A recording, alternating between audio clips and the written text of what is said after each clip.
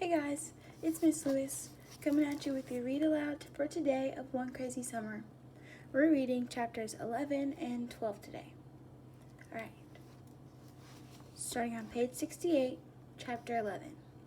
Even the earth is a revolutionary. Once breakfast was over, most of the kids left, except for a dozen who stayed behind, including us. I told my sisters we might as well stick around for the summer camp program. Cecile had made it clear she didn't want to see us anytime soon, so we told Sister Makumbu our names and followed her and Sister Pat, the young woman in the Cal State t-shirt, into a classroom. I felt silly and wrong calling a grown person brother so-and-so or sister such-and-such, but thanks to Cecile, we now had brothers and sisters we had never before laid eyes on. Sure, they said brother and sister in Brooklyn, but here it was more of a title and not like you were saying him or her. As far as I could tell, none of the grown people at the center went by Mr., Mrs., or Miss. If Big Ma could see how quickly our home training had flown out the window, she would have had us on the next Boeing 727 back to New York. There was something welcoming about Sister Makumbu, whom I liked right away. If Sister Makumbu had met us at the airport, we would have felt welcomed as she stepped forward to claim us. She would have wrapped us up in her green, purple, and orange African print dress and begged our forgiveness for having left us.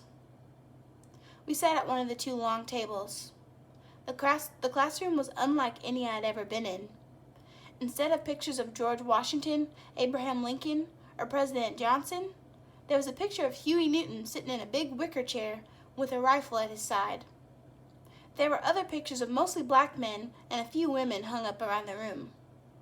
I expected to find Dr. Martin Luther King's photograph hanging on the wall, but I was disappointed. Malcolm X and Muhammad Ali were the only faces I could name. I didn't know any of the women, although one woman looked just like Big Ma. Next to her picture were the words, "I'm sick and tired of being sick and tired." One of the walls were big sheets of lined ruled paper written in teachers' neat handwriting.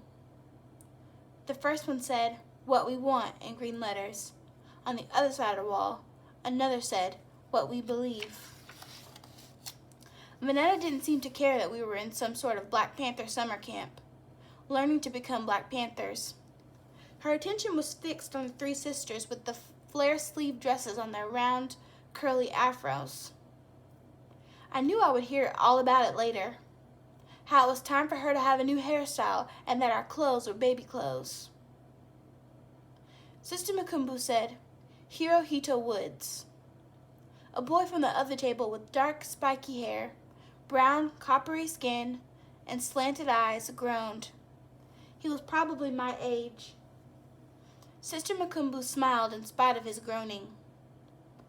She beckoned him to her side, her many bracelets jangling as she waved him forward.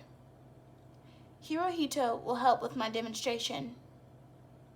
I didn't have to turn to see Vanetta's mile-long pout. It was just like Vanetta to be envious of someone else being in the spotlight. Hirohito didn't seem thrilled. He pushed his chair backward, scraping the floor, and went sullenly up to the front. It was only from the back of his spiky head that I recognized him as the flying T-board rider who nearly mowed us down yesterday. I had half a mind to sock him good.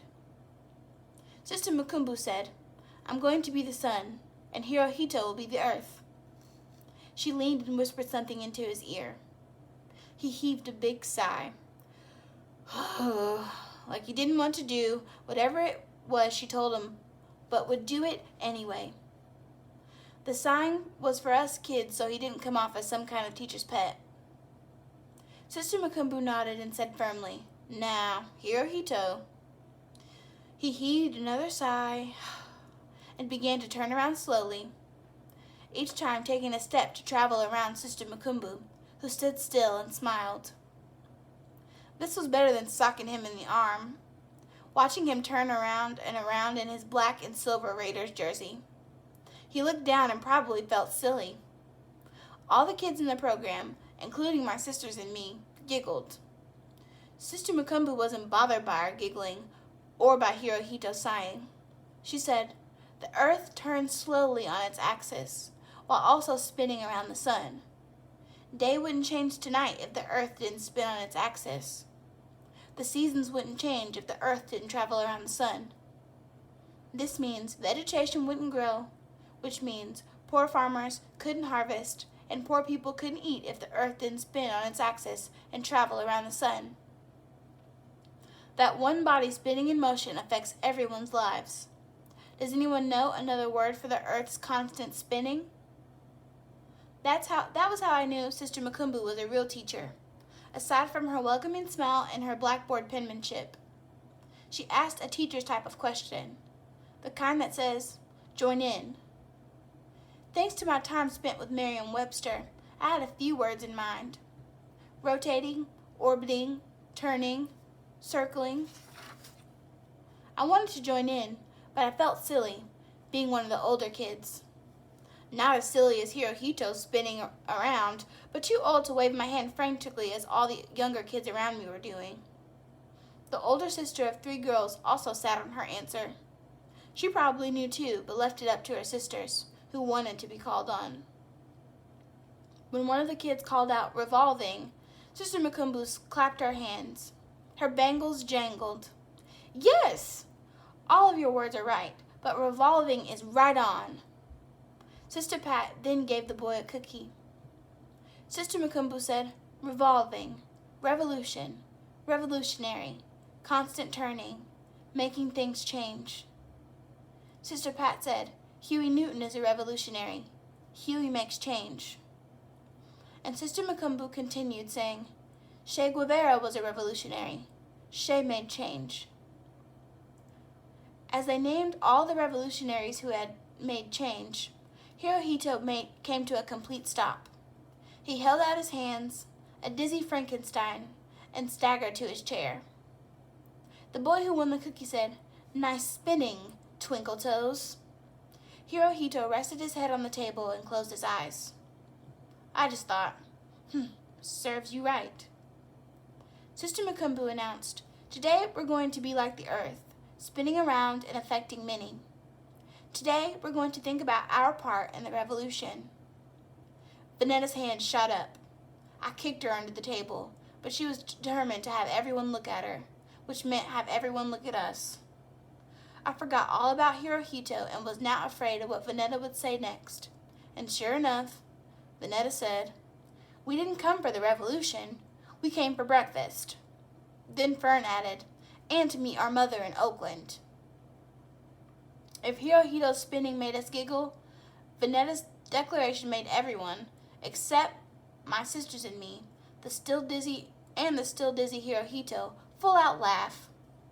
The group of girls who Vanetta had been winking at were the main cacklers. Even Sister Makumbu, caught off guard by Vanetta and Fern's outbursts, allowed herself a chuckle. I blamed Vanetta and not Fern, since I didn't want the world to learn we didn't rightfully know our mother.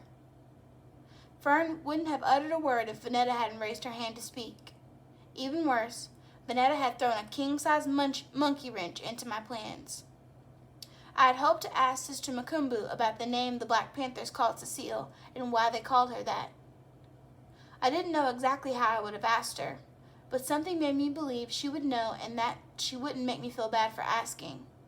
She certainly wouldn't have given me that, "Oh, you poor motherless girl," pity look. Or the snooty, "Don't you even know your own mother's name?" Sister Makumbu would have given me the plain, pure, teacherly truth. Then Vanetta raised her hand and opened her mouth and had the world looking and laughing at us, except for the boy who was too dizzy to laugh. I wasn't about to add fuel to the fire by asking questions about things that I should know, like my mother's name. Chapter 12. Crazy Mother Mountain. After the program ended for the day, we stayed out as long as we could. By 6 o'clock, we were hungry. Whether she liked it or not, Cecile had to let us inside her green stucco house. When she opened the door, all she said was, "Y'all back?" Then she spread the tablecloth on the floor and brought out shrimp lo mein and egg rolls from the kitchen. She had probably gone out to meet Lady Ming while we were at the center. We washed up and sat Indian style around the food. I said the blessings, and then I asked, Why the Black Panthers call you Unzila? No use letting my curiosity go itching. If I had to ask someone, I might as well go straight to the mountain. The crazy Mother Mountain. She gave me a blank stare, like I said something wrong. Then she corrected me. Unzila. In place of shrugs, my sister and I shot one another glances. That was not a Brooklyn sound, or an Alabama sound. It was probably not even an honest-to-goodness Oakland sound. Instead of trying it out, I said, "Why they call you that?" My sisters followed. "Isn't your name Cecile?" "Yeah, Cecile." She said, "My name is Unzila.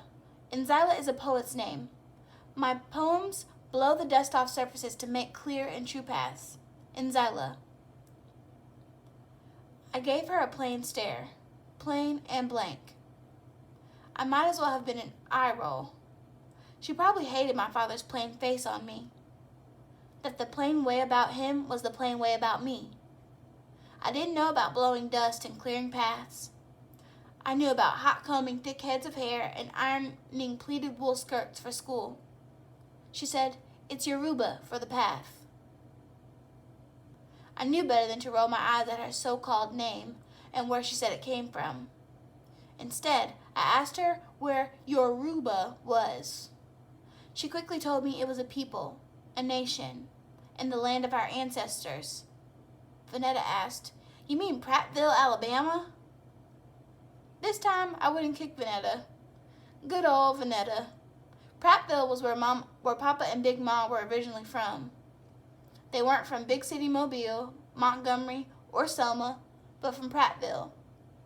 And truth be told, my daddy and my grandmama came from a one-cow town rubbing next to Prattville. They just said Prattville because it was more known.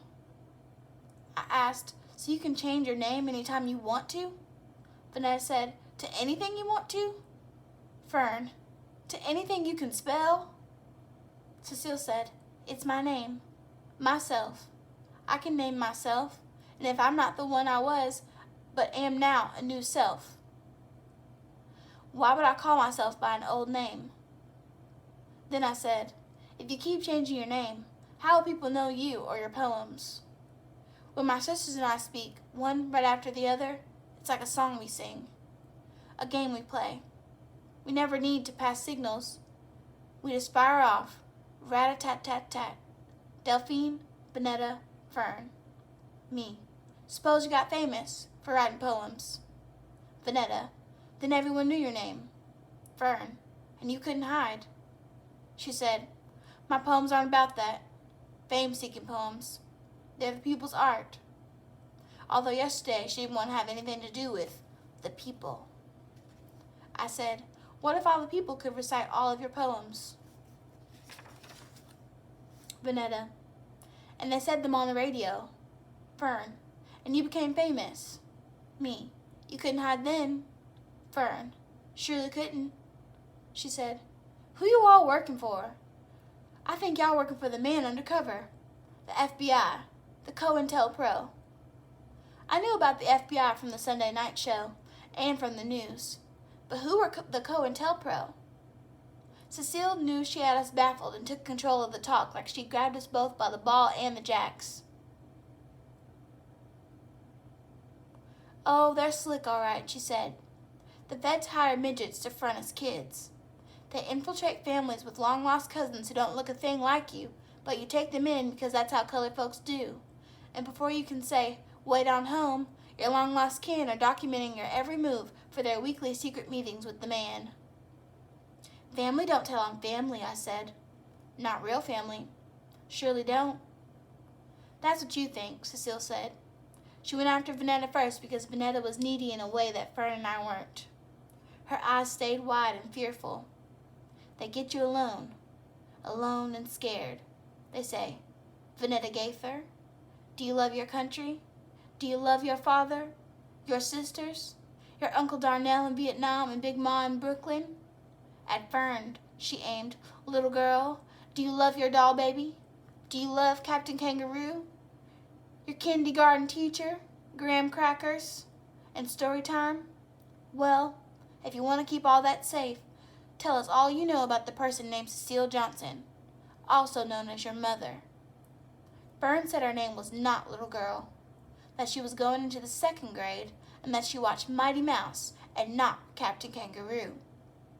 Before Cecile got to me, I said, "They don't ask kids nothing. No one listens to kids." If this was Red China, they would. The Red Chinese Communist Party don't play. Kids younger than that little girl turn their mother and father over to the Reds for treason and re-education. "We're not in Red China," I told her. To that, she only grunted, like, "That's what you think." We're ending on page 79. Go ahead and answer today's questions on your Padlet. See you later.